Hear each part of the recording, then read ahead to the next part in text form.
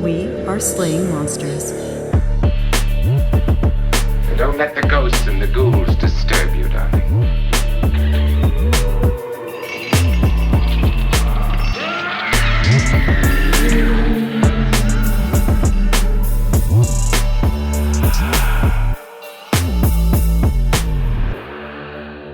Oh wait, I'm not connected to this. Hold on. Not that it matters, but it makes me feel better. Okay. Makes me feel like an adult. What, being connected to the microphone makes you feel like an adult? Yeah, I'm all a big adults boy are connected now. to microphones. It's true. It's like I got like the little car steering wheel thing. I Anyway, think I had one of those. I did too. It was so great. Mine was definitely a hand-me-down. Like my parents picked it out of the trash at some point. Oh, okay. See, my parents were a little classier than yours. I think mine got it at a yard sale. But yeah, no, I freaking love those things. Wheels? We have no reason to talk about children's stories. We can talk about a really cool thing that happened to me in a swamp. Well, the swamp I grew up on. Okay. Right? We were driving home one night and we had rain. It was a rainstorm. And we had that phenomenon where frogs fall from the sky. They get swept up in a water spout or something. Could be, and yeah. I don't know the science behind it at all, but it's a memory that I have of frogs just like all over the road, and we had to pull over, and we didn't want to kill any of the frogs, and we were about 500 yards from home from our driveway, but the swamp that we lived on spanned the whole stretch of that one road, so we had a ways to go, and there were lots of frogs, so we had to pull over, and I remember putting the frogs in the car, rescuing them. All the frogs We could grab, all of them. We could just, I don't know why we didn't take the frogs and just toss them into the swamp again. Why we had to put them in our car, but we did, and then we let them out after when we got home. I think because you wanted to ride around with frogs. I so did. I mean, it was a thrilling moment in my life when we had a really bad storm once at our house, like a tornado, and we let all the chickens in our house because we were worried the tornado was going to decimate the chicken house. God. So the chickens were like all in your house? We brought them into the kitchen, yeah.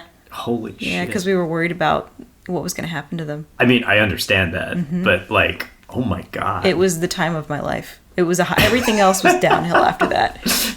I was like, can they stay here forever? Because they're so cute and fun, and they were just running around. I'm sure that they were like trying to figure out what the fuck was going on, too. Poor chickens. They were like, we're top shelf tonight, everybody. Yeah. Give me some of those steak dinners. Exactly. Oh, we didn't even introduce ourselves here. Oh, this is Slaying Monsters, by the way. This is Matt across from me. Yo. And I'm EJ. And today... Why are we talking about swamps?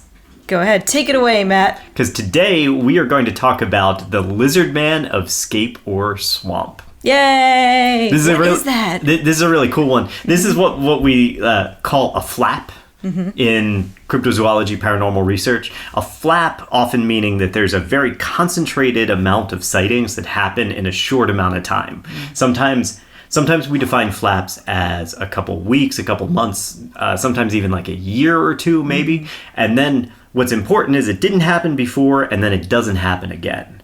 So Mothman is this way as well. We think about like the Flatwoods Monster or the Dover Demon or something like that, where all of a sudden you have this very hyper-concentrated area of sightings. They occur, and then we don't hear from the monster again. Every now and then it might pop up. Like we'll talk as we go through, and there are sightings of the Lizardman after the initial flap happens, like in the years following, but not with the frequency that they happen around the original sighting in 1988. Okay. So obviously it's an interdimensional alien visiting and then leaving. Well, obviously. Problem solved, folks. It had things to do. I mean, it was just coming in. It was coming in to 1988 to check out whatever was going on at that time. We were almost at the Ninja Turtles, which is all that matters. Well, obviously, the Lizardman of Scape Ore Swamp came in to watch Die Hard. Yes. And a double feature of Die Hard and They Live before heading back to whatever dimension the Lizardman came from. Well, I do believe it was worth the trip. The lizard dimension. Which is what we're going to talk about today, the lizard dimension, which is real. And honestly, this explains why the Lizardman screamed "Yippee-ki-yay, motherfucker" when it charged the car. There you go. See, look, we're going to crack this case wide open today, folks. Yeah, never been done before. So we are going to talk about movies a little later on and whether or not movies might have influenced the flap of the Lizardman. I'm kind of the opinion that they didn't, and I have some reasons for that we'll discuss much later in the series. But for now, we're going to talk about this very unique thing. You know, and this is a strange event in, like, cryptid history. Because I'm always fascinated by these kinds of cryptids that are different. Like, we get sea serpents. Like there are sea monsters all the time, and they're generally the same thing. They got the long neck. They might have humps. You know, they might be plesiosaurs. They might just be snakes. You get Bigfoot. There's tons of sightings of Bigfoot all over the place. And every now and then, though, you get these weird ones. Like, who the hell sees a giant lizard, right? Yeah, it's a very strange thing to see. Very unique. Yeah. Yeah. And that's one of the reasons why I think the Lizardman has sort of held in the cryptozoological zeitgeist, is because we separate it out from being, oh, this was just another Sasquatch sighting. You know, this wasn't Honey Island Swamp Monster and the skunk ape and all of that shit. Like, this was a different creature. Well, I don't want to get too far into it, but you know, it's a lizard man, not an ape man. Yeah. And that's why I think these flaps are always so fascinating, because they're so distinctly different. Just like Mothman. You know, Mothman, big winged red-eyed thing, appears, disappears, and then you don't really hear about Mothman very much after that. Yeah. Interesting. You ready for some backstory? I'm ready. Awesome. So in the summer of 1988, something began attacking motorists near Scape Ore Swamp in South Carolina. Dubbed the Lizardman due to its green, scaly appearance and glowing red eyes, the creature quickly became a national news sensation before disappearing into the woods again. But the Lizardman of Scape Ore Swamp remains a curious cryptozoological footnote. It's a tale of monstrous attacks, one that is deeply tied to small-town America's past, present, and future. Now, for this series, I'll be using Lyle Blackburn's book, Lizardman, The True Story of the Bishopville Monster. I'll also be using the article titled Lizardman of Scape Ore Swamp by Benjamin Radford, published in Fortean Times in November of 2015. So let's get some backstory on the swamp itself. Yeah? Let's really dig in and put you there. Okay. This is a southern swamp in South Carolina. I know that you grew up in a northern swamp in New York. Yeah, not like literally in the swamp. Like, I wasn't like raised you were in a house. I was in a house. I just don't want people to get confused by that, because I do look a little bit like a lizard. I'm a little weird. So I did grow up in a house. But yes, northern swamp, upstate New York. Okay. Yeah, so Scape Ore Swamp and the surrounding towns of Bishopville and Browntown, they're steeped in American folk tales and tradition. The swamp itself is what we call a blackwater swamp, which means that it developed along a slow-flowing river. Not like a quick river, but a very slow, kind of lazy river. Yeah. And now, because blackwater swamps are lower in nutrients because the water's not moving tremendously fast, they end up with a very high concentration of aluminum in their waters. Occupying 175,000 acres, the Scape Ore Swamp looks like the swamp that you imagine when you picture a movie swamp. Okay, this is where you expect like Swamp Thing to come out of, right? Swamp Thing. Yeah. Along the floodplain, you're going to get bald cypress, water oaks, those types of trees. Further out, you're going to start to find pines and hickories. There's only 4% of the land that's owned by the government as a park. The rest of it is all privately owned, and a lot of that is being used for farmland. Some of it produces corn, peanuts, cotton, soybeans. It's the stuff that you have to grow in like sandy, acidic soil, because that's what the swamp has. Ah, okay. Although the water in the swamp is slow flowing, the soil is still very susceptible to erosion because it's so sandy. And so this area of the country, the roads will often flood out as a result of that. Wow. So there's a lot of times that roads will just wash out. It's always shifting and changing then. Yeah. Yeah. Mm-hmm. What I was reading about blackwater swamps as well was that, like, as the vegetation decays, tannins collect in the water, and that's how you get this, like, darkly stained, almost tea-like color. Right. So the water itself is actually kind of dark. Yeah, it's so cool. It's kind of a it's kind of a callback to Loch Ness. So Yeah. that alone, you can imagine how that makes the swamp inherently creepy, because it's got this dark water that you can't really see Yes. in. You have cypresses that are really tall. They're the ones with the big roots I that you love see. cypress You know, trees they're so much. blocking the Yeah. light. It's very dense vegetation, and I think that that's part of the story here, is that you look in there and you're like, I don't know, there could be frickin' anything in that swamp. Right. So the name Scape Ore Swamp is every bit as mysterious as this basin swamp itself. Do you have any theories on why they call it Scape Ore Swamp? I really don't. I don't know. Okay. I can't... Okay. I can't even... I don't know. In my research, I found 3 different possibilities. Okay. The prevailing theory is that it was named for a sex worker who had a run-in with the local church. And the congregation was so disturbed to have this scandalous woman in their midst. Oh, God. They chased her out of town into the swamp, where she either disappeared or possibly they killed her, depending on which version of the story you read. Huh. Hence, the name of the swamp is Escaped Ore Swamp. What the fuck? Yeah. Yeah, it kind of fucked up, right? God. Okay. Now, there's another story that insists that the area was actually named for a skirmish during the Revolutionary War. According to this story, there was a group of British infantry that were camped in the swamp, and American soldiers snuck up on them at night and attacked them while the British were occupied with sex workers and not attending to their posts. Huh. And that's the reason for the Escaped Ore Swamp. Oh. But still calling it Escaped Ore. Well, who escaped in this story? I guess the British? I'm not really sure. Huh. Okay. That's so funny for me to imagine the British soldiers just like Horn it up in the swamp. Okay.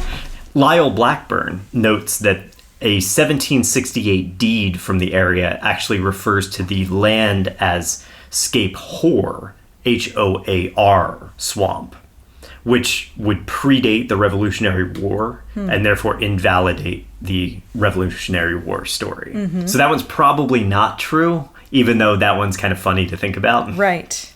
It's worth noting that a scape, have you ever heard of a scape in botany? No. A scape is a leafless stalk. And do you know the word hoar? Hoar? I know of hoarfrost. Like hoarfrost or something like that. Yeah, it means either white or aged. So it's possible that the swamp's name is just literally an old white stalk. Yeah. Could have been that. Makes sense to me. I like that story better than imagining that some poor woman was chased into the swamp for being not like the people in church and killed. and for just like trying to earn her living the way she could, right? Right. And who knows, maybe she wasn't even doing that. Maybe she was just somebody who was a little bit different. Yeah, that shit happened all the time where you vilified women just like that. Yeah, Mm-hmm. yeah. And like maybe the cypress kind of looked like those bald white stalks as the cypress roots were growing up. You could kind of see that. I think you can see that. Yeah, I could see that. Absolutely. We'll go with that. We'll say that. Yeah. Now, the swamp itself, like any type of mysterious location, it has its share of fables associated with it, too. Mm-hmm. One of these was related to Lyle Blackburn by the local sheriff, Linston Truesdale, and that involves a grisly murder and a haunted axe. Ooh, and this is real? Or is it just like a legend? I don't know if this is real or not. Okay. This is one of those urban legend things that I wasn't able to actually find any evidence for, beyond all the people in town being like, oh yeah, that's the grave of the thing, right? Okay, yeah. So, big question mark here. Sure. The story goes that there was an older woman named Mrs. Brown, and she hired a handyman to just do some chores around her house for her. Among those chores was chopping wood. And while he was chopping the wood, for whatever reason, He decided that he could make more money by killing her and stealing all of her shit instead of just chopping wood for her.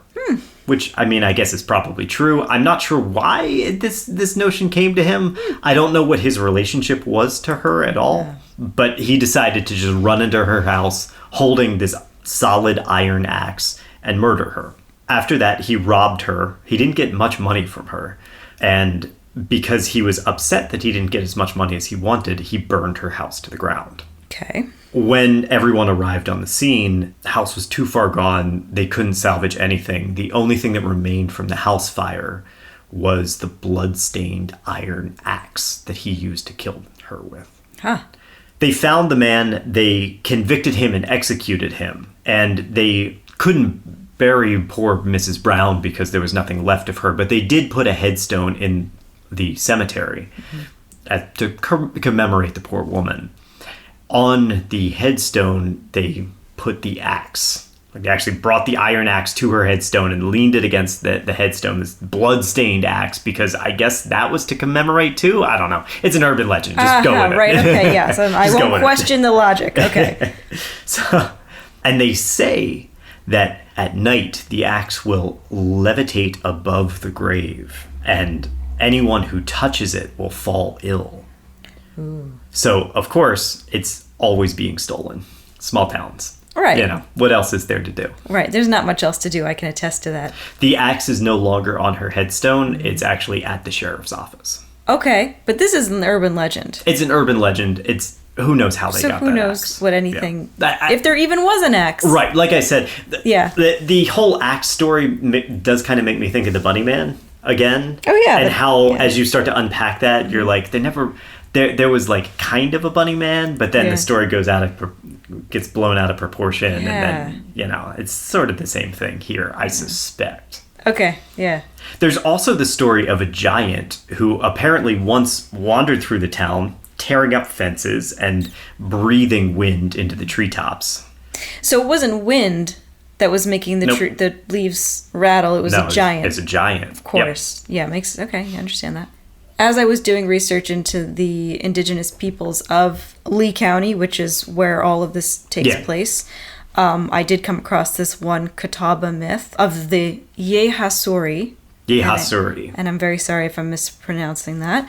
These like little leprechaun-like creatures that lived in the swamps and in the woods, and they were about like 2 feet tall and unfriendly. Oh, and that they ate mostly frogs and insects, and that they lived in tree stumps.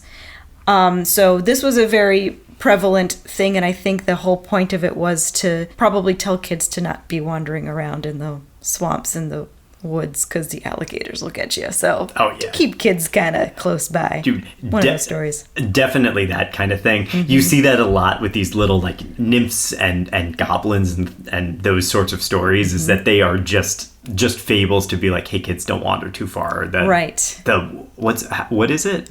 The Yehasuri. Yeah, kids, don't wander too far or the Yehasuri is going to get you. Totally. Yeah. Totally. So that's one thing that I kind of came across. That's a cool little myth too. Mm-hmm. Absolutely. Very cool. My favorite story that I found is the story of the chained dog.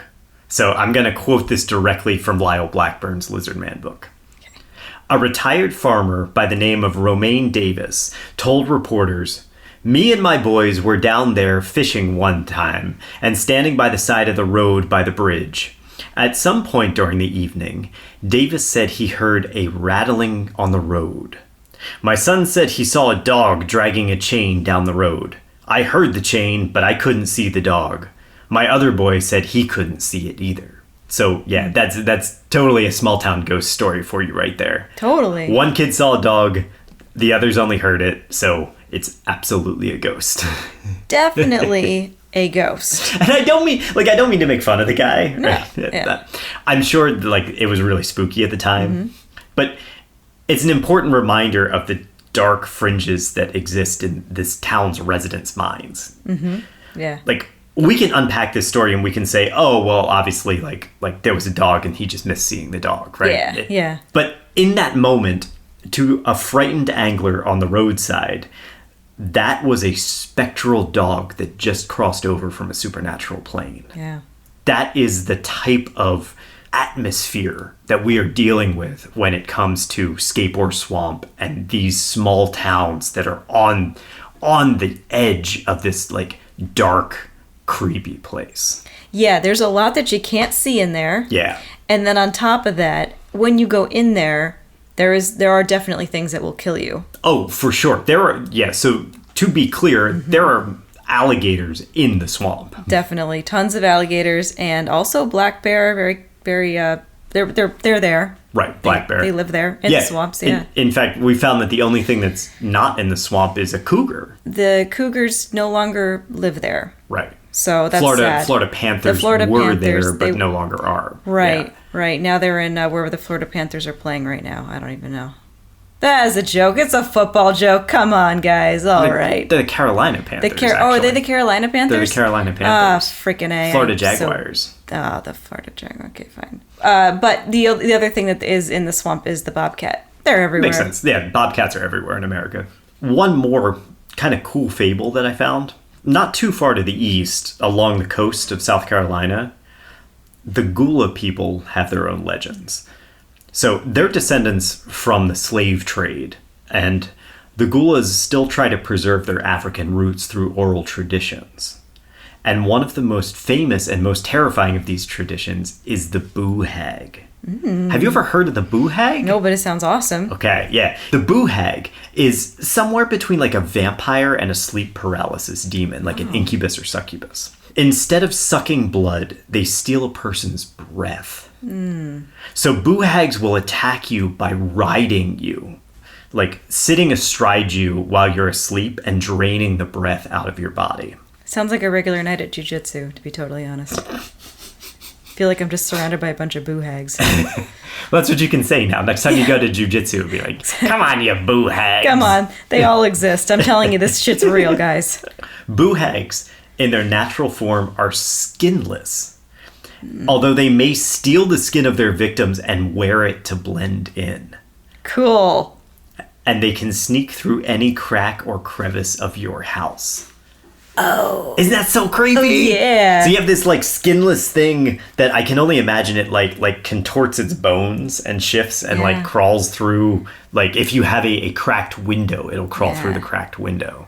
Oh, and then it'll like steal your skin. It'll steal your breath and then it'll steal your skin. Wow. That's super cool, man. There should be a horror movie about that. You know what's funny is that I've been rewatching Buffy the Vampire Slayer recently, and there's an episode where it's the episode where Buffy goes to the hospital. She gets sick and she goes to the hospital and she's the only one that can see the invisible demon. And is it that one? Oh, maybe it's not that one. There's definitely a Buffy episode with a demon that steals your breath. I remember that, but I don't know when. Actually, I think I'm conflating two, because there's that episode, but I think that episode is that's the episode of the demon where the eyes come out. And it steals your energy by like sucking it out of you with its eyes. Okay. And I think I'm confusing it with the gentlemen who steal your voice by stealing your breath at night. You remember the gentleman is the one where there's no audio at all. Everybody loses their voice. Yeah, that was a great episode. Great episode. Yeah. According to Melinda's Midnight, which is a Halloween-themed blog, the boo hag made its way into the South Carolina vernacular with the phrase, "Don't let the hag ride you." Ooh. If you do, you'll end up drained of energy and tired throughout the day. So you'll say things like "Don't let the hag ride you. Don't get too tired," or you look like the hag has ridden you. Wow. Isn't that fascinating? That's so cool. Yeah. And it's interesting because there again, it calls this whole notion of like sleep paralysis and the hag of sleep paralysis, even using the same language, right? The old hag. Yeah, because you probably get super shitty sleep. You know, if you're, I've never experienced sleep paralysis, but I know people who have, and the sleep is not easy to come by when you're dealing with that all the time. So yeah, it all makes a lot of sense. I had sleep paralysis once. It was scary initially, but I'm familiar enough with it that once I realized what was happening, I was like, whoa, this is really cool. Yeah. And then I woke up. So that was at my house, right? No, that was at our house. Oh, I did have something at your house, But that wasn't sleep paralysis. That was more of just like a weird dream where I was like looking out of the window even though I was in bed. But I wasn't sleepwalking or anything. I just had a weird dream. Oh, okay. Okay. But no, at our house, I woke up and couldn't move. Oh, yes. And there was a woman who walked into our room and like was looking at me out of her one eye. Yes. And in the midst of it, I was like, oh, cool, this is the hag. and she's like a real ghost, and she's like, is she like, this guy's terrible? Like is this mic on? Like, come on. I always laugh about this because I'm so like fascinated by everything that if I ever was contacted by a ghost, the ghost would like not talk to me at all because I'd immediately be like, oh, are you a ghost? Hey, what kind of ghost are you? Ooh, can you communicate with me? Can you say more? And I would be that annoying friend that's like, hey, Laszlo. Hey, I know, totally. You'd be terrible on a ghost show because they want you to scream and run. They want that, and you're not going to do that. I wouldn't at all. I'd just be like, oh boy, let's talk to the ghost. Yeah. Get the EMF. I'm always very disappointed when they run from the room screaming, because that's the moment when they should probably be talking more, and then that's when they run. So we need people like you. It's your job, dude. I feel the same way about that as I do about like when you fumble the football as a running back. Yeah. Like, it's your job to hold on to the ball, dude. Yeah. It's your job to stand in the dark and not be afraid of the ghost. Yeah. Come on, man. Yeah, I know, right? It's against this backdrop of small town superstition that we turn to modern Bishopville, the seat of Lee County. Located just 5 miles from Scape Ore Swamp, Bishopville is the epitome of a small southern town. There's just over 3,600 people there, in a town that's best known for their topiary garden and cotton museum. It's your typical layout. You got a main street with shops and restaurants, and then that's all surrounded by residential housing. The residents are primarily middle class, and the town holds, as Blackburn says, a sense of South Carolina charm that can only be found among the stately live oaks and coastal palmettos for which the state is known. And that made it all the more remarkable when, on the morning of July 14th, 1988, the Lee County Sheriff's Office received a call about an attack on a car. The Way family from nearby Browntown reported that during the night, something quote-unquote mauled their car. That's the word they used, it mauled their car. Their car was a red 1985 Ford LTD station wagon. And they described that there were scratches all over the sides and the hood of the car, and it seemed almost like somebody had taken a rake to it and just tore up the paint and the sides and the hood. Okay. So the deputies reported to the Way's residence, and they were able to confirm the damage. It's very clear. You're talking, when you look at the car, like molding is torn from it. There's scratch paint all over the place, and the wiring for the motor is actually like torn out from underneath the car. It's exposed. So something got under it. Yes. And tore it out. Right, yeah. That's interesting. To the deputies, the most incredible part was the appearance of this damage. While they probably suspected vandalism when they first got the call, I mean, that's what I would think. Like, oh, somebody was vandalizing the car. You got nothing to do in a small town, right? This didn't look like kids with free time. This looked like an animal attack. As if something like sunk its teeth into the car and tried to just tear it apart. Interesting. They also found reddish fur at the scene and tracks in the mud. What do these tracks look like? Well, we'll get there. Oh, okay, sorry. So the deputies don't know what to make of the whole thing, and they call in Sheriff Linston Truesdale. Truesdale was born and raised in Lee County. His expertise in law enforcement was something of a lifelong passion for him. His obituary says that he graduated from the University of South Carolina with a degree in criminal justice before enrolling in the FBI Academy in Quantico, the Federal Bureau of Narcotics, the U.S. Military School, and the National Sheriff's Institute. And by the way, he never had kids, but he and his wife cared for rescued dogs. Oh, sweet. And that's sort of important, too, because Truesdale is very familiar with animals. Yeah. And so he hears about this animal attack on the car, and he shows up to check it out himself. By the time he gets there, he's looking it over, and he's like, what the heck happened here? This doesn't make any sense. He hasn't seen anything like this in all 14 years that he's been serving at Bishopville. The sheriff's department then reaches out to the South Carolina Wildlife and Marine Resources Department, and a biologist arrives on site as well to help Truesdale in his investigation. Cool. And together they analyzed the footprints. They also took hair samples, but it takes a little while for them to get those samples back, right? The results back. So they're looking at the tracks around the scene, and they were able to identify that they came from two distinctly different animals. One was a fox, and one was what looked like a bear. The fur or the tracks? I'm sorry. The tracks. The tracks. Gotcha. They found reddish fur at the scene. Okay. Which would make sense for a fox, right? Right. And they found what looked like bear tracks. And this is one of the places where cryptozoologists, as they pick up this story, start to really point fingers and be like, was this a bear, or could this possibly have been a Sasquatch?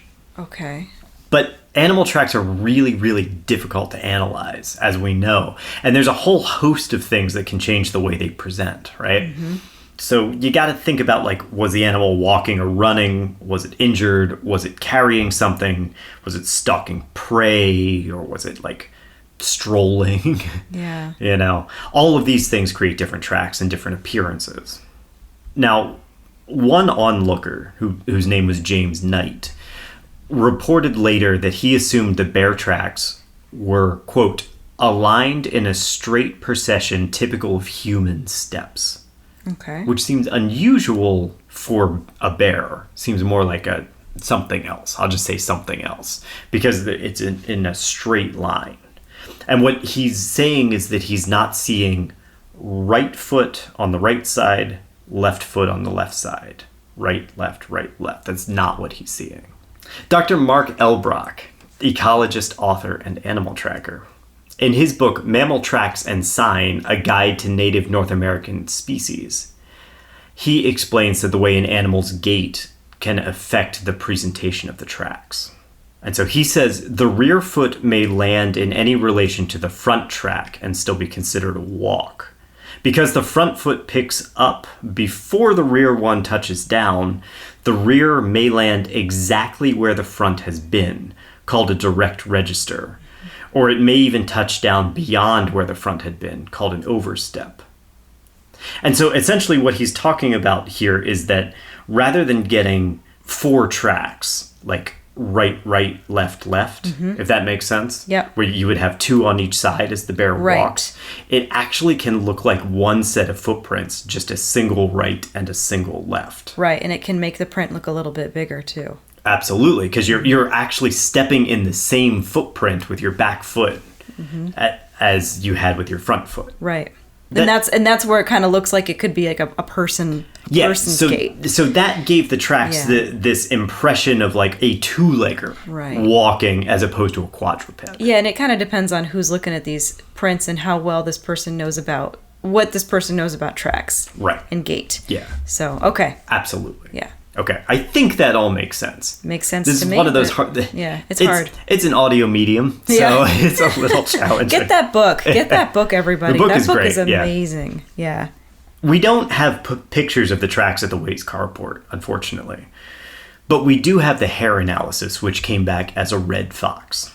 Faced with this, Sheriff Truesdale came to the bewildering conclusion that a bear must have gotten in a fight with a fox, and in the course of that fight damaged the car. That is what I thought. Yeah. I was going to say that. That's the only explanation for 2 sets of tracks and fox hair.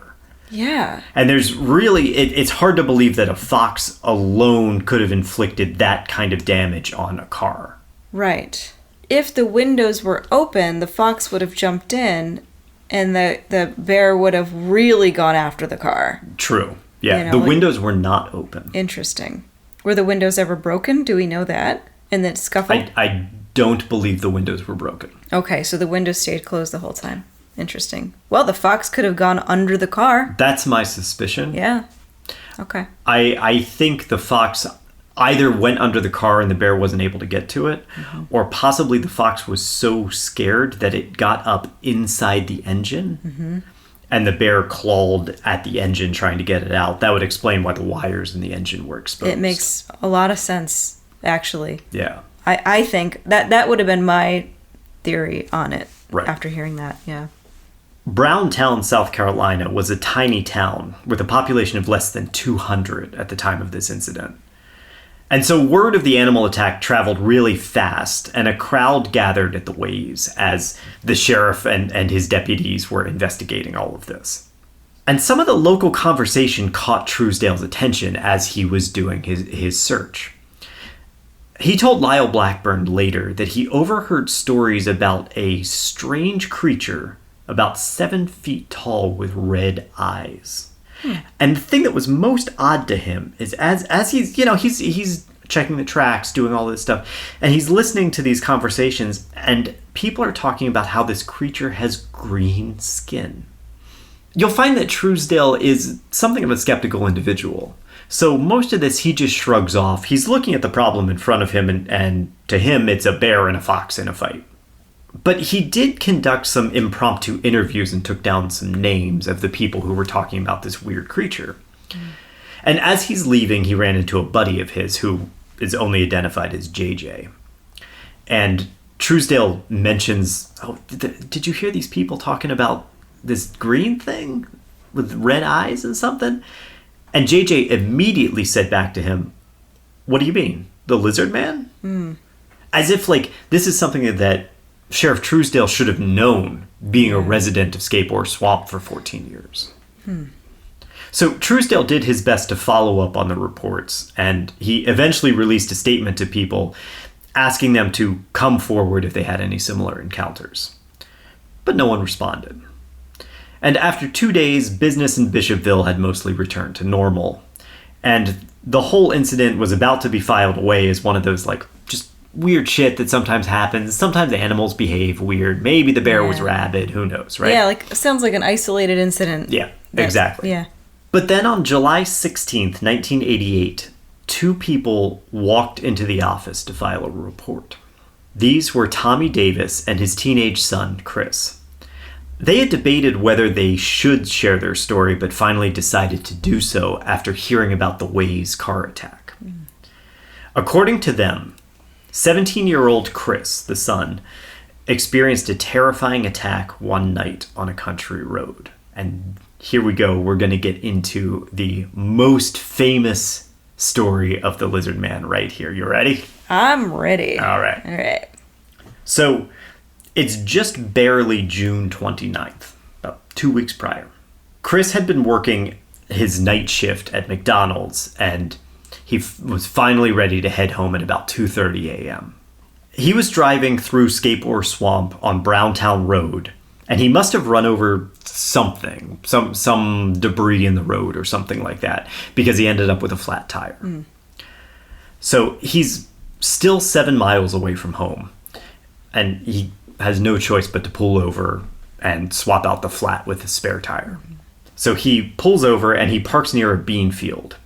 And he's completely isolated. He doesn't have a flashlight or any kind of light source. He's out there all alone, and he's trying to change the flat as quickly as he can. He's successful, and he puts the jack back in the trunk, only to have his attention drawn to something moving across the bean field. And I'm going to use Davis's own words that he shared with the Associated Press. It was about 25 yards away, and I saw red eyes glowing. I ran to the car, and as I locked it, the thing grabbed the door handle. I could see him from the neck down, 3 big fingers, long black nails, and green, rough skin. It was strong and angry. I looked in my rearview mirror, and I saw a blur of green running. I could see his eyes, and then he jumped on the roof of my car. I thought I heard a grunt, and then I could see fingers through the rear windshield where they curled around the roof. I sped and swerved to shake the creature off. Whoa, dude. This is like the beginning of a horror movie, right? It totally is. Like pulls dark, he can't see anything. He just gets his tire on, and then he sees the eyes. Mm-hmm. That's like... These red eyes. Mm-hmm. Red eyes. Red eyes. Which is interesting. Sometimes owls can have those red eyes. They can, yeah. But Okay, interesting. I will preface all of this for all the skeptical listeners that are like, oh, it's an owl. I don't think it was an owl. No, it doesn't seem like it. There's some instances where there's definitely an owl. Well, yeah, and there's a couple reasons for that, and we're going to talk about them as all of this goes on and all of that. But owl feathers are really distinct, and he's describing scaly skin. And this is one of the things that really stands out about this incident, because he's not talking fur, he's not talking feathers, which if the thing was close enough to try to open his door where he can see black fingernails, you would think, man, he got a good look at it. You would know the difference between feathers, hair, and scales when you're talking, what, a foot away from you? Mm-hmm. Yes, you would. Yeah, put your owl assumptions aside for a minute. Yeah, for real. Did you say what kind of a car he was driving? I don't know that I have that information. But it was like a car. It was not a car. Like a truck or a No, it was a van. car. Yeah, it was a car. Mm-hmm. So it was lower to the ground, probably. Especially in the correct. 80s, they tended to be on the smaller side. Yeah, definitely a lower. sedan of some kind. Okay. Yeah. Because I'm just thinking, like, what's the chances that this could have been like an alligator that attacked him because he was going into the car and that's where it saw him go, and then maybe it slammed itself against the car's door where he mistook it for hands gripping. Maybe it could have been an alligator slamming itself in its hands. I don't know how fucking alligators behave, but like I don't know, I'm just trying to think like, what could this have been. It's not a terrible thought. Yeah, that would at least account for the scales. Yeah, right? but not the thing up on the roof. Correct. So, unless in some coincidental magic, a tree branch also fell on the roof at the same time. But that would be like some comedy of errors. That would be a hell of a coincidence. Wouldn't that be a hell of a coincidence? Yeah. So, okay, yep. So continue. So finally, he's swerving all over the road. He's able to dislodge whatever this monster is that's on the roof. Guns it down Browntown Road and back home. Still distraught, he jumps out of his running car. He races into his house. It wakes up his father. His father consoles him. Together they go out and they inspect the damage of the car. The driver's side mirror was still attached, but it was all twisted and like banged up. Damn. There were gouges out of the roof deep enough to shred the paint and dent the metal underneath. So there were like divots in the roof of the car. Both father and son, they were very puzzled by this encounter, but it was so late that they just went to bed and they decided, well, we'll handle all of it in the morning. Yeah. After listening to this encounter, Sheriff Truesdale asked Chris Davis to repeat it on tape for the record, and he did. In Lyle Blackburn's Lizardman, Truesdale makes a big deal about how the story was accurate the second time, and how genuine Davis appeared. Tommy Davis, the father, swore that his son was sober that night, and Truesdale believed him because the Davises were a well-respected family in town. And I think also extremely important here is that Chris Davis never called it a lizard man. He just said it was 7 feet tall with scaly green skin, red eyes, 3 clawed fingers. Now, curious about this interpretation, Truesdale asked Davis to sketch the creature, and he did. He's no artist by any stretch, but his drawing does depict a pointy-headed, 3-fingered, broad-chested thing. Let me show you this. Oh. Yeah, so that's Chris Davis's drawing. I want to make a joke about how his sketch looks like it was drawn by a 5-year-old, but I can't draw for shit either. I know. But when I draw people, I still draw them with like a series of ovals for arms and legs, and like no hands and feet. Honestly, compared Chris is Andrew Wyeth compared to you. This is beautiful. If I ever encounter a cryptid and they're like, Matt, can you draw what you saw? Everybody's going to be looking for this like footless oval monster with like 1 eye and 2 teeth. Right. The oval monster of Pennsylvania. It's going to be the new cryptid. It's a new one. You're like, that's not at all what it is, but okay. Terrible. Yeah. Art school graduate right here, baby. I know, right? This is why you dropped out. I know. So this story made its way into the local radio stations, where it very quickly started to spread. First, the WAGS-AM station, owned by, no kidding, a company called Beaver Communications. Then the FM station picked it up, WCOS-FM, out of Columbia, South Carolina. And I want to take a minute, I want to talk about the history of talk radio here, even though our listeners are about ready to fall asleep with the discussion of talk radio. I know. I'm sure. Oh my God. Try to make it really exciting. Well, it ties to the paranormal, though. Okay. It really does. I personally think that there's something about having this, like, faceless radio announcer voice that is just inherently kind of creepy. You know, like, hearing rather than seeing activates and engages your imagination. That's hopefully what we're doing right now. Yeah, it's kind of like War of the Worlds. Totally. War of the Worlds, an early version of Radio Paranormal, right? Right. 1929, Joseph Dunninger, who we've talked about before, he's a famous mentalist, and he's one of the fathers of stage magic. But he hosted a show called The Ghost Hour on NBC Radio. And on his show, he claimed to exploit the power of the newfangled radio waves and use it to influence people's minds. Oh man, is this like he's actually doing stuff to people, or he's just using it as like a metaphor for reaching people with stories? He said he would hypnotize his listeners, and then he would have them write down and mail him their experiences. Oh, using the radio wave magic. Yeah, using radio wave magic. This is like the beginning of what we see in all these ghost shows, where they're like, I've made a new electromagnetic box that creates... It sounds similar, like the beginnings of that. Totally. You know, new technology always has some type of paranormal thing associated with it, it seems. You know, radio hit the scene, and then all of a sudden we were like, oh yeah, you can talk to the spirits through this. I can hypnotize you through this. Yeah. Right. For the next few decades, radio became a staple in the American households.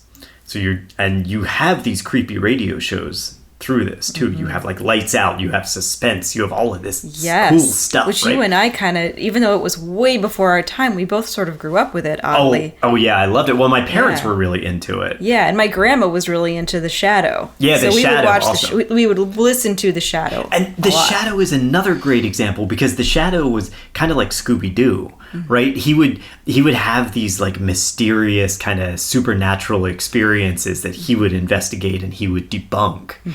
Like an early Scooby-Doo type thing. Totally. Yeah. The Shadow knows. That was always the thing. I always loved his laugh, because it wasn't a scary laugh. He was always like...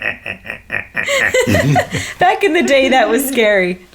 Just like how the whole like idea of like prime masculinity was different back then as it is today. Yes, like, very much. Things really do change. It's very interesting. Yeah. By the 1950s, television comes on the market. Suddenly, radio starts to drop off, right? Because now everybody's watching TV. And radio had to figure out a way to adapt and keep up their relevance. Enter Long John Nebel, the grandfather of late-night radio. In 1954, he launched his interview-style show on WOR-AM in New York. His time slot? Midnight to 5 a.m., which is like a dead zone. It's a fucking terrible time to be on the radio, right? Yeah. But Nebel brought something magical to this time slot. He brought weirdness. Awesome. Yeah. He utilizes a interview-style format with a call-in option, okay? And Nebel, he starts fielding paranormal topics. Nothing is off limits. We're talking UFOs, witchcraft, ghosts, conspiracy theories, cryptids, you name it, all of this shit. And you're right in the prime of it too, dude. You're talking the 1950s, man. We just had and are having George Adamski experiencing his Space Brothers encounters, right? Like, it's the perfect time. Long John Nebel, he's got a panel of guests that change, they're rotating guests, and he starts pulling in actors, authors, business people, and he just lets discussions go. Cool. And we're talking James Randi was on that show. Gray Barker, the founder of the Mothman and Men in Black stories. Oh, wow. Jackie Gleason was a frequent guest on the show. Jackie Gleason, in fact, offered $1 million reward to anyone who could prove that aliens landed on Earth. freaking awesome, man. Kind of Right. like the James Randi challenge. Well, James Randi did the same thing. He was on there promoting his own, $1 million challenge. Yep. Yeah. So Neville's show ran until 1978 and paved the way for I don't fucking know. Art Bell and Coast to Coast. Coast to Coast. Yep. Okay, yes. I don't think I can understate the importance of Art Bell. Like, his show, Coast to Coast AM, was a late night radio call-in show. And at its peak, it got, you want to guess how many listeners? Oh, 5 million? 10 million. By way of comparison, 10 million people watched the Breaking Bad finale. Oh, okay. So that gives you a sense of how popular this dude was. Yeah. And he's getting that daily, dude. 10 million people. Now, part of that was there wasn't much else on in that time slot, but it almost doesn't matter. Yeah, that doesn't matter, man. They're choosing to listen. Yeah. Yeah. So, and I mean, his guests were like a rogues gallery of paranormal minds. We're talking Sylvia Brown, Lauren Coleman, the cryptozoologist. Yeah. George Lutz, who owned the Amityville Horror Yeah. House. UFO contact Whitley Strieber. Wow, dude. Art Bell, probably most famous for signal boosting Bob Lazar, who we literally just talked about. He's the Area 51 technician who claimed to work on a captured UFO. Mm-hmm. This, in turn, helped to launch ufologist George Knapp, which led to Robert Bigelow and the Skinwalker Ranch and the whole mess of disclosure that we're currently in right now. Right. It should come as no surprise to our listeners that Art Bell was a massive influence on me. And I plan on doing a full series on Art Bell at some point. So Coast to Coast AM was still in its infancy when Chris Davis had his encounter with something in Scape Ore Swamp. All this is to say that there was really a precedent for radio stations to carry weird tales like this. And the WCOS FM Columbia was no different.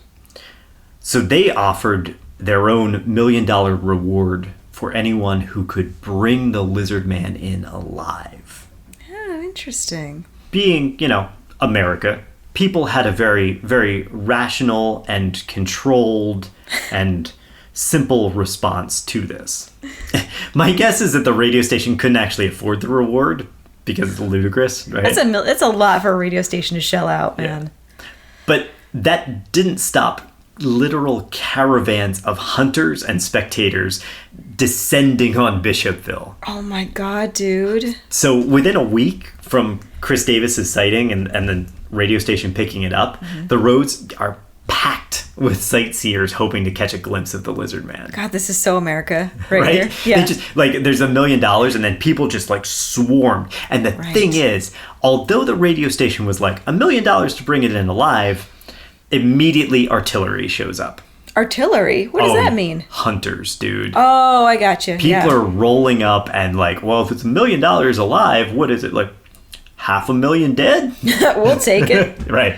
Yeah, damn, okay. So within days, armed hunters are in the swamp looking for the Lizardman. Meanwhile, we've got farmers living in the swamp. We've got people driving through the swamp. We've got... Yeah, remember what I said initially, only 4% of the land is actual, controlled game land. Everything else is owned private property. So was this a trespassing nightmare for the South at this moment? Yeah. That's crazy. They're stomping all over their land. That's were people shot?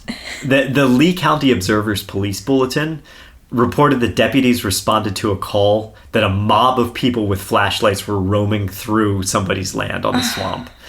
And one of the hunters even aimed at a passing cyclist. Because apparently the Lizardman is just an avid mountain biker, I guess. Well, you didn't know that. Absolutely. He's an REI member. He has a card. What the fuck is wrong with the guy? You look back at the road and you're like, oh, there's somebody coming by. I guess I'll shoot. What's wrong with you? That's unfortunately pretty common, I think. So this shit's getting out of hand, right? Mm-hmm. A week after Chris Davis's account hits the papers, 2 teenagers burst into the Lee County Sheriff's Office. And they're terrified, and they recount the story of their run-in with the Lizardman. And according to them, they're driving along Highway 15 late at night, and a gigantic shape dashed across the road in front of their car. And whatever it was, it ran into the trees near the intersection of Interstate 20. Almost on the heels of their report to the sheriff's office gets another call that reports a strange howl being heard in the area. So Deputy Wayne Atkinson and State Trooper Mike Hodge respond to these incidents, and together they head over to the region where it's all being reported. It's now like after 3 a.m. Okay. And again, remember, there are no streetlights out here, right? If you think about where Chris Davis was changing his tire, like, it's all dark, it's all very almost claustrophobic with the cypress trees overhead. Yeah. They wind up about a mile from the spot where Chris Davis was changing his tire and had his original sighting. And here they find a 40-gallon drum, or like a big garbage can, just strewn around the road. And there's broken branches overhead. So at first, they're like, oh, there was probably a truck that was transporting some stuff and hit a branch and this fell off the truck. But as they're looking around in the dirt near the shoulder, they found tracks that they had never seen before. Okay. So the tracks themselves were comprised of 2 oval depressions, one apparently being the metacarpal pad and one being the tarsal pad, or the ball of the foot and the heel of the foot. So those are both ovals. And then the track has 3 toes, evenly spaced on the metacarpal pad and sticking straight out like extended fingers. There's no negative space between the toes and the pad. There's no claw marks. And the tracks are 14 inches long by 7 inches wide and 1.5 inches in the dirt. Okay. That's bananas. I mean, I guess it could be a very old alligator track, but... Well, I showed you these You did tracks. show it to me. It was ridiculous. It looks fake. They don't look like real tracks at all. Yeah. I mean, I'm not accusing anybody of anything, but, like, you have this you have the contextual situation of, like, okay, we could all make $1 million here if we see this thing. Yeah. Mm-hmm. Let's make up a story that something happened, let's freaking drag this tub out. Let's break some branches. Let's make things look crazy, and let's put some big ass tracks here that couldn't be mistaken for a bear or maybe even an alligator. Like, let's really make this look different. Could be a financial motivation, or could be something else. I mean, the tracks that you showed me look like a teenager's idea of what a Lizardman's tracks would look like. They look like somebody made tracks for Big Bird or something like that. Yeah, they really do. They do look like Big Bird tracks. Yeah, I think Big Bird was there. So the whole thing leaves the cops pretty frightened. They decide to bring in Sheriff Truesdale the following morning. Truesdale, he's now starting to get used to all of this shit, right? And is he saying things like, I'm getting too old for this shit? I'm getting too old for this shit. Dude, I actually really love this guy because Truesdale, he doesn't half-ass anything, dude. Yeah. So he hears, we have broken branches, we have some tracks along the road, and he's like, all right, fuck it. Close off the area, bring in forensics, bring in fucking bloodhounds. Good for him. Yeah. Like he is committed to it, dude. Yeah. They make plaster casts of these tracks, which Trooper Hodge describes as being too consistent to be fake. Which is a very silly thought. That's ridiculous. Yeah, you want to talk about tracks? Sure, a little bit. Let's talk about tracks. Yeah, let's talk about tracks. So, I will say, we don't know the consistency of the substrate that they were in. Oh, okay. We know that it was dirt and sand, but we don't know the mix, so it's hard to tell how heavy the creature would be. You should be able to determine that, but without that information, we really can't determine the weight of the creature. Sure, yeah. We do know that the gait measured 3 feet per step, which is a very, very long stride. Okay, yeah. And so the assumption off of this is that the animal must be over 6 feet tall to have a bipedal stride that long. Yeah, or it was running. Or it was running, right? A casual strolling animal with a 3-foot stride would be taller than one that was running. Yes, yeah. If an animal is traveling at a faster pace, the track impressions would have different impact points. Yeah, it'd be deeper in some areas and lighter in other areas. Absolutely. Yeah. Yeah. If you're a human and you're running, you see a deeper impression, I believe, on the ball of the foot, as opposed to a human just strolling along where you're a little bit flatter. More even, yeah. Yeah, but you tend to run on the balls of your feet when you run. Yes, yeah. These supposed Lizardman tracks, They do have slightly heavier metacarpal pad, so it's a little bit heavier on the toes and the ball of the foot. But overall, they're pretty consistent in terms of depth, and that really calls the whole thing into question. Okay. So you showed me the pictures. Yes. I guess they are casts. They're casts, yeah. And I really they're so ridiculous looking that I honestly can't even tell you what they look like. Yeah, they don't even look like a real animal. They don't. And because I could throw out some fun facts about bear tracks, but what's the point? Because this seems like it's completely hoaxed. From what I could see. I'm no expert on tracks, but I do read about tracks a lot, and I like to identify them when we're out, and I'm kind of a track enthusiast. Yeah. But it's certainly amateur level here, guys. But but looking at it, it definitely doesn't look like anything that's even remotely real. If this is a Lizardman, you don't have a tail drag either. Although it's also worth noting that Chris Davis didn't describe a tail. Right. He probably didn't have time to see the tail if the creature was attacking him front-wise and then jumping on the car. Yeah, right? I doubt he would have seen it, but then also something that's 7 feet tall running bipedally. Would the tail be dragging at that point? Probably not. Yeah, see, I don't know. Or would the tail be straight out because it's running? Right. Would it be using it as a balance point as it runs? And I don't know. It's hard to say whether the Lizardman of Scape Ore Swamp is tailless or not. Yeah, right. Very hard to conclude this, folks. There's the fact that I read up on, and this is also based on Mammal Tracks and Sign by Mark Elbrock. Yeah.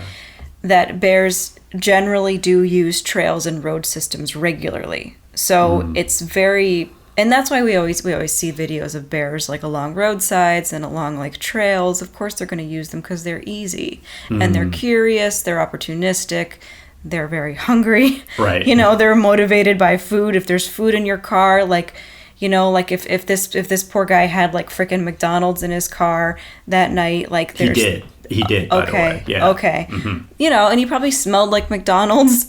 So, because sure he did, yeah. I worked as a food server for many years and a barista for many years. And it's I came home smelling like every single bit of food that was at the restaurant, at the cafe. Yeah.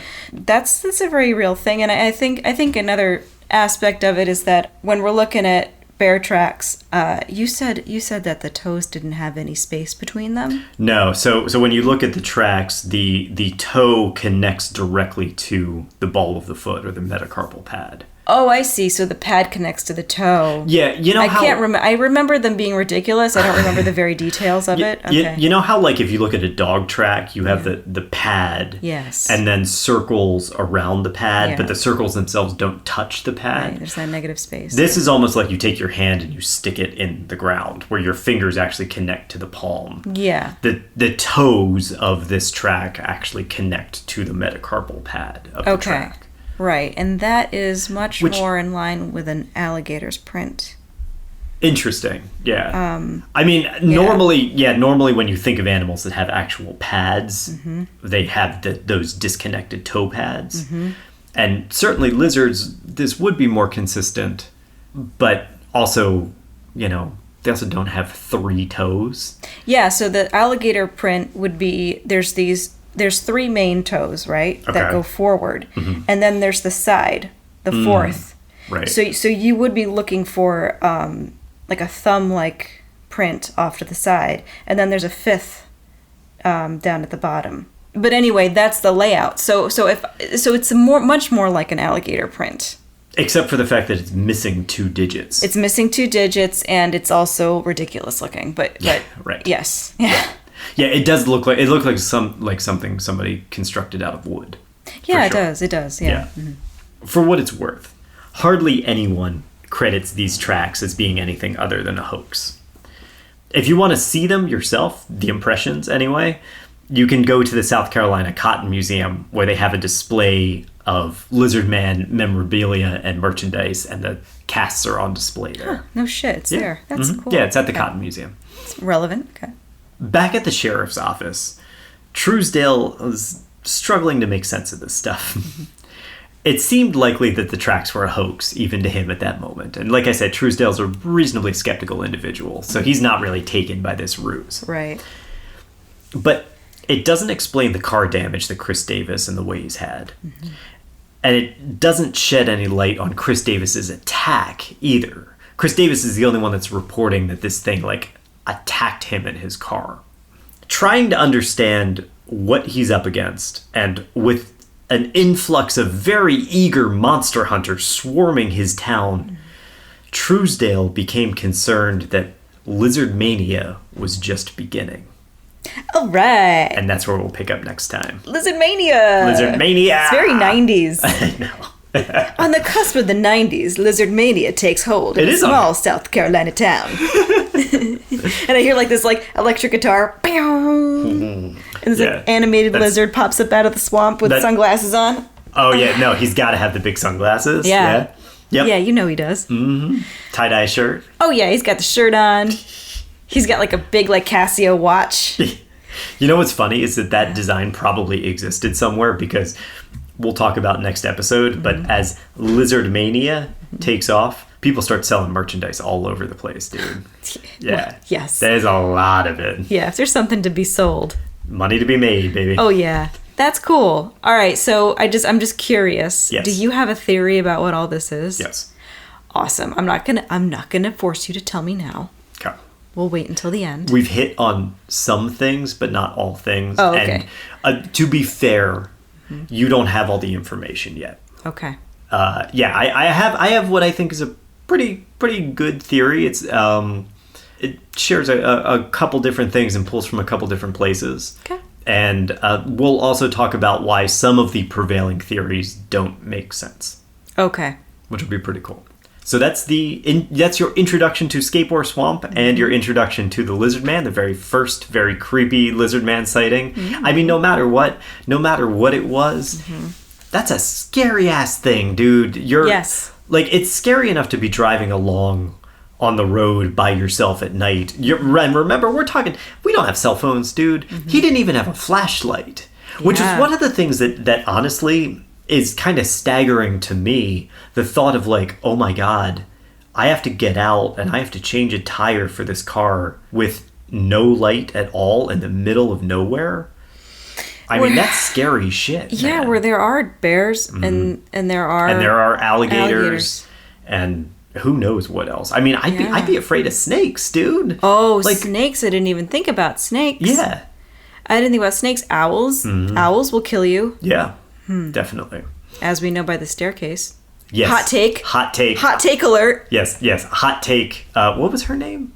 I don't remember the woman's name. I don't even remember the husband's name. Oh, surprise, surprise. You can't just Google staircase and get the case. You probably get like Home Depot, like staircase Kathleen. installation. Kathleen Peterson. Yes. Kathleen Peterson. Yes. Slaying Monsters hot take. Kathleen Peterson was the victim of an owl attack. Yes.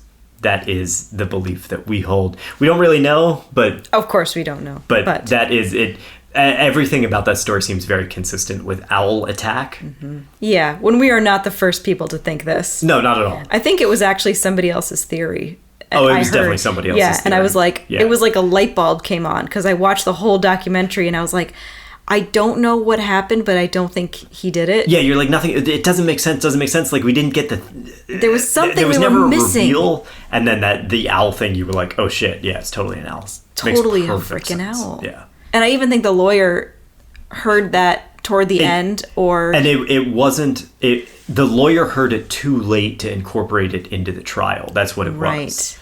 Yeah. Right. Well, in the end, it didn't matter anyway because he was exonerated, I think, or he was... He served like 12 years. He served 12 years, but at the end, I think they cleared him. It was the retrial. Right? Yeah, they gave him a retrial and they cleared him. Yeah. We're getting into different stories here. Well, yeah, because we can go down that whole thing of Kathleen Peterson was the victim of an owl. Oh, and owl is very consistent with Kelly Hopkinsville goblins as well. And in the Flatwood Monster. Yeah, I mean, that one wasn't even an attack. They just... We assume that the Flatwoods Monster was probably an owl. Yeah, it's just at the picture. I mean, it looks like a freaking owl. It looks like an owl, yeah. Mothman looks like an owl. But the Kelly Hopkinsville ones was actually an attack. Right. And they talk about the talent hand. Oh my God, come on, guys. It's an owl. Okay. But anyway. I'm sorry. We're moving too far forward with our series. Let's bash every cryptid to the ground. Save it. Yeah, is our running theory. We don't know what it is. It's an owl. Loch Ness Monster. It's an owl. Oh, you know that's the joke for Joe Nickel, right? No. Because that is like Joe Nickel's stance. Oh, is it? What? Yeah. If we don't know what it is, it's an owl? In the International Museum of Cryptozoology, I think they even have that somewhere where it's like Joe, everything is an owl, Nickel. I like this guy. I mean, it's great. I love him to death, but it's absolutely... I listen to the podcast Monster Talk, and every time he comes on, he's always like, well, I think it's an owl. Like, you're fulfilling the prophecy. I love it. It's like Dr. House, how everything's lupus. Yeah. It's never lupus. Oh, it's never lupus, Never but lupus, they do... except for that one time it was lupus. But that's Right. always what they That's suggest. always like, it could be lupus, and then it's never lupus. Oh, man. That's a great old reference. It is a great... I like Joe Nickel, let me just say for the record. I like his theory there. Oh, yeah, I love it. I appreciate that. But yeah, it's just funny. Everything is an owl. Yeah. Everything is an owl or everything is an eel. Because it's the other thing, the Loch Ness eel. Oh, yeah. All right, Cool. we're alienating All right. people here. So anyway, thank you all for listening. For those who haven't hit the pause button yet, thank you for listening. Just like moving on. We're All so right. sorry. God damn it. We will have some really juicy shit in the next episode. Yes. Interesting stuff that dives deeper into this. Yes, next episode, get ready for Lizard Mania. Lizardmania. Yeah. Awesome. 1988. All right. All right, guys. Be safe out there. Bring a flashlight. Yeah. Put a flashlight in your car right now. Yeah. Just do it. Do it. Bye. Bye. Thanks for listening to Slaying Monsters. If you like the podcast and what we do, please share it with others or leave us a rating and review. For questions, suggestions, and other feedback, reach out to us, slayingmonsterspodcast@gmail.com, and stay up to date by following us on Instagram @slayingmonsterspodcast. Your support helps us grow, and we are truly grateful to have our listeners and community.